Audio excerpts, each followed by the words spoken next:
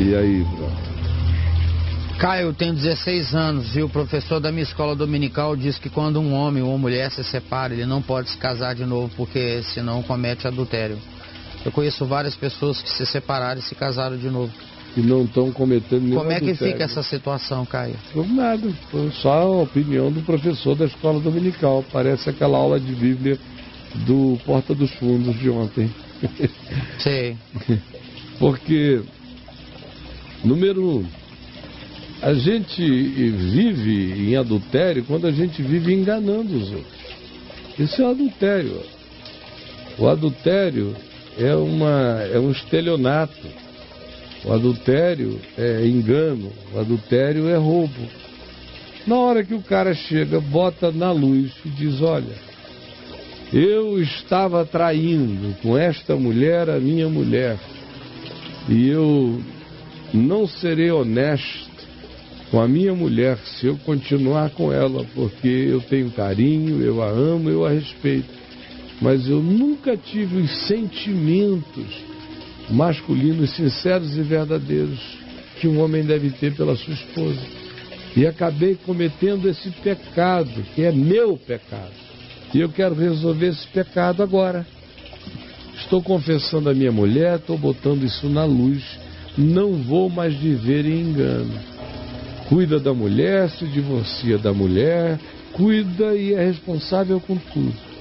E bota na luz a outra relação. Esse indivíduo já não está vivendo em adultério. Ele estava vivendo em adultério porque ele estava vivendo em engano. Adulterar é uma alteração deletéria, enganosa, mentirosa. Isso é adultério. Agora, trouxe para a luz, olha só a mulher samaritana, para a gente não ficar com filosofias, nem com explicação do texto de Mateus 5, nem o de Mateus 19, nem de Romanos 7, nem de 1 Coríntios 7, nem fazemos essa viagem que, olha, eu já fiz trilhões de vezes, eu já fiz esse caminho, é o caminho do Caio sem costela, nem com costela, de tanto que eu já contei essa história, eu já estou sem costela. É, cara. E para quem quiser entender melhor isso, vá lá no caifá.net, no campo de busca, lá tem tudo, meu filho. Aquilo ali é a minha caiopédia. Você vai lá, você escreve adultério, ou escreve a palavra divórcio. Vá lá, vai ser a melhor explicação que você vai encontrar. E você vai ter textos explicando os princípios bíblicos, os textos bíblicos, o contexto histórico, porque que em Mateus 5, em Mateus 19, em Romanos 7, em 1 Coríntios 7, a Escritura diz o que diz, você vai entender. Mas enquanto você não chega lá,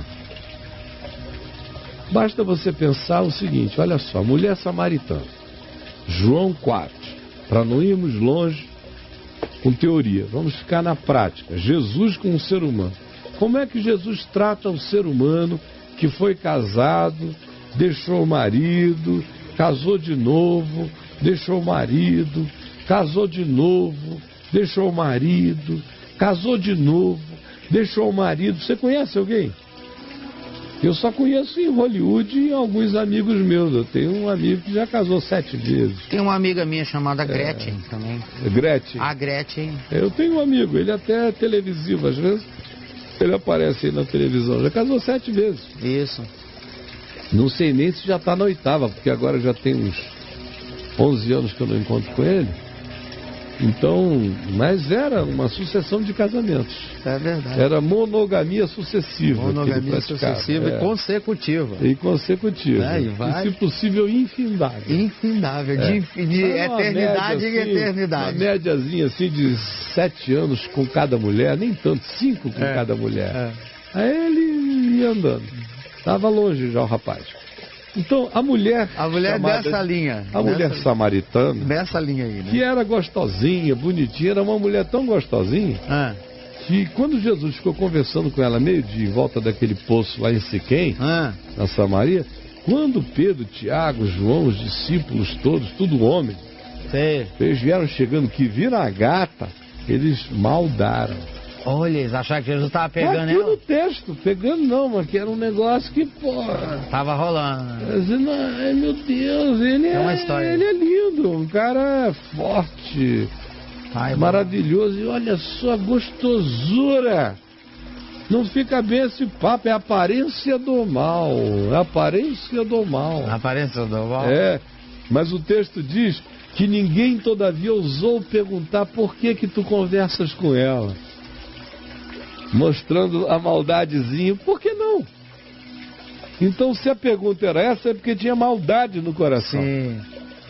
Pois bem, a mulher chega, quem puxa assunto com ela é Jesus.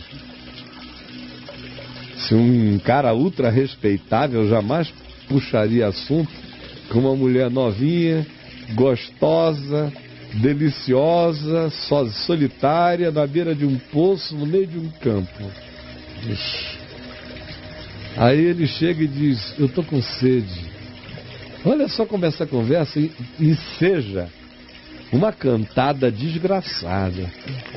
Eu tô com sede, será que você me dá de beber? Imagina, cara.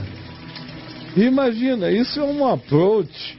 Se o cara é maldoso e perverso e a menina é carente, ela diz agora, você quer beber só isso? Derruba. Não é? O que mais que você quer beber? Claro. Aí a mulher ficou olhando, dá-me de beber. Aí ela falou, isso iniciou o diálogo com ele, né? Aí falou, os judeus não costumam conversar com a gente, mulheres maritanas, como é que pedes dar-me de beber? Aí Jesus disse, olha, se você me der de beber, eu vou te dar da água viva. Imagina só, uma mente maldosa, o que pensa disso? Rapaz, tá mostrando a fonte. Tem uma torneira aí que é um negócio sério. Vai ligar a mangueira do bombeiro. Vai ligar a mangueira e vai ser, ele está dizendo, olha, a minha satisfação é plena. Se a mente é maldosa, meu amigo, essa é a cantada das cantadas. Aí ela disse, o que? Água viva? Onde é que tu tens? Onde é que tu tens água viva? Imagina. Se ele lá passa, vai dizer, vem comigo que eu te mostro agora mesmo. Ainda mais naquela região. De onde escorre a água viva. Sei, cara. Né? Aí Jesus chega e diz, olha, aí ele pega e bota o assunto em questão, o poço. Quem beber desta água voltará a ter sede. Aquele, porém, que beber da água que eu lhe der, nunca mais terá sede para sempre. Aí a interpretação já pode virar ambígua de novo. A mulher ciromalícia. Pai, se a mulher fosse uma samaritana ciromalícia, ela iria dizer, ai. Aí Jesus chega e ela diz, então me dá dessa água, que é para eu não precisar vir nunca mais aqui pegar dela. Isso. Que eu tô cansada de pegar essas águas. Devolveu para ele, né? Ela devolveu. A atitude. Então me dá. Já que vai me encher para sempre, me dá. Aí ele disse, vai, chama teu marido e vem cá. Aí a mulher olhou para ele. Aí ela disse, eu não tenho marido. Aí Jesus disse, é verdade. Atualmente você não tem, você está tendo um caso, está tendo um relacionamento com um cara. Mas eu sei que 5 maridos tu já tiveste. Ora, se ele distingue os homens de antes do homem de agora, é porque com os homens de antes ela tinha casado. Porque se ela não tivesse casado com ninguém, ele iria tratar os 5 anteriores do modo como ele estava tratando esse 6º, que era só um cara com quem ela estava tendo um caso, vivendo com ele, transando com ele, estava sendo gostoso com ele, mas não tinha ainda uma profundidade de compromisso. Aí Jesus disse, mas chama e vem cá. A mulher saiu correndo, foi na cidade, só chamou o homem. Você prestou atenção já nisso? Chegou na cidade, chamou os homens da cidade, porque o pessoal da cidade, os homens a conheciam muito bem. Sei. Intimamente. Plural. Tinha homem ali que dizia, eu conheço esta mulher intimamente. Ela chamou os homens, e os homens todos, alguns daqueles tinham comido ela. Ela tinha feito de tudo com alguns daqueles caras, ela levou esses caras. E os outros da cidade que a conheciam como um fenômeno gostoso. Foram lá, e aí eles começaram a ouvir a Jesus, viraram para a mulher e disseram, olha, agora a gente está crendo nele não por causa do que tu contaste para nós, que ele te falou, mas porque nós mesmos temos visto que esse só pode ser o Salvador do mundo. Voltando ao assunto do adultério, ao professor dele. Ora, pensando em Jesus, sem textinho, exegesinha, nada. Jesus é a chave hermenêutica. Quer compreender Mateus 5, Mateus 19, Romanos 7, 1 Coríntios 7? Veja Jesus tratando a mulher que teve uma sucessão de maridos. Em momento algum, Jesus disse a ela, olha, você está fadada a ficar de fora do reino de Deus para sempre, porque o seu primeiro casamento deu errado. E de lá para cá, todos os homens com quem você casou foram relações de adultério. Ou você volta para o seu marido original, ou você já está no inferno.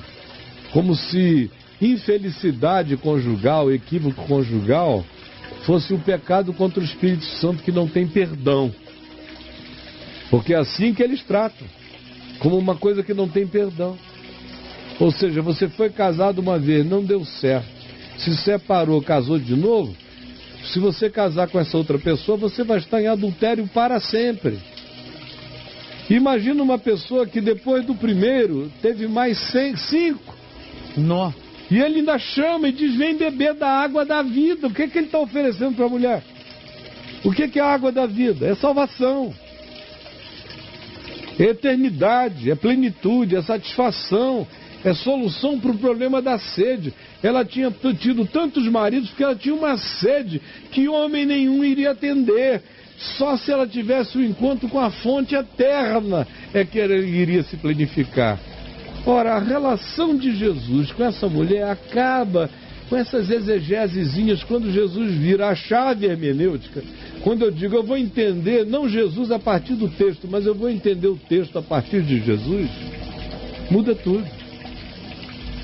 Aí ele vai lá no caiofabio.net, ele vai entender por que Jesus disse o que disse em Mateus 5 e Mateus 19, o conflito teológico que estava havendo entre Hillel e Shammai, a falta de condições de amparo às mulheres, como quando uma mulher casava e o marido a repudiava por qualquer motivo, se a cutícula dela, literalmente, tem contratos de casamento que foram achados posteriormente do primeiro século em Israel, que as alegações masculinas de repúdio e de divórcio em relação à mulher não gosto mais do pé dela.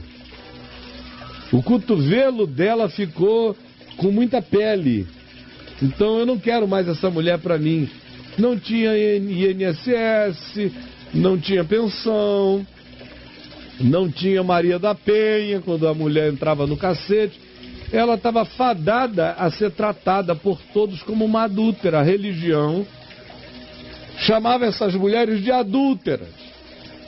Jesus disse, se você trata a sua mulher assim e se divorcia dela por qualquer motivo, você a expõe a tornar-se para o resto da vida adúltera ou mendigo ou prostituta. Porque naquele contexto em Israel ela não teria um lugar ao sol nunca mais.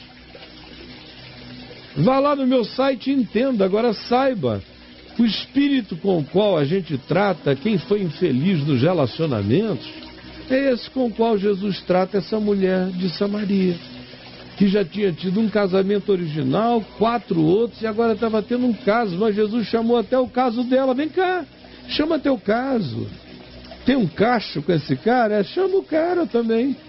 Vocês todos estão com a mesma sede e vão continuar se atabalhoando uns em cima dos outros, e relação após relação, porque vocês não vão pacificar o coração com nenhuma planificação relacional humana. Vocês só vão se encher de satisfação no dia que a fonte da vida toma conta do seu coração.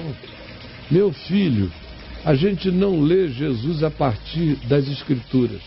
É a partir de como Jesus tratou a vida e as pessoas. Ele é o Verbo encarnado, ele é a palavra encarnada, ele não é esquizofrênico. É como ele tratou a vida e as pessoas, é que eu interpreto a Escritura, e não o contrário. Aprenda como Jesus tratou as pessoas, todas elas, inclusive as mulheres e homens adúlteros, as meretrizes, os pecadores, todo mundo, e você vai entender o significado dos textos, porque nenhum texto vai ser algo que contradiga o modo como Jesus tratou as pessoas.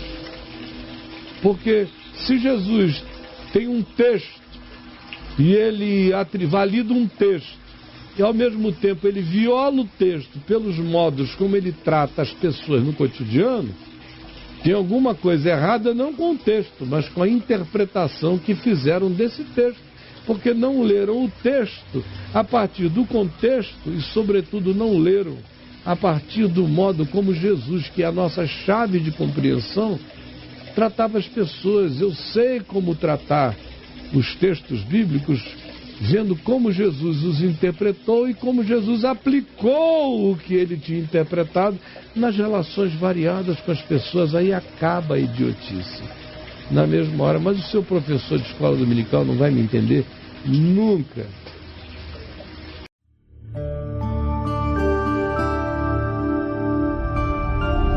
VNV TV, o canal é você.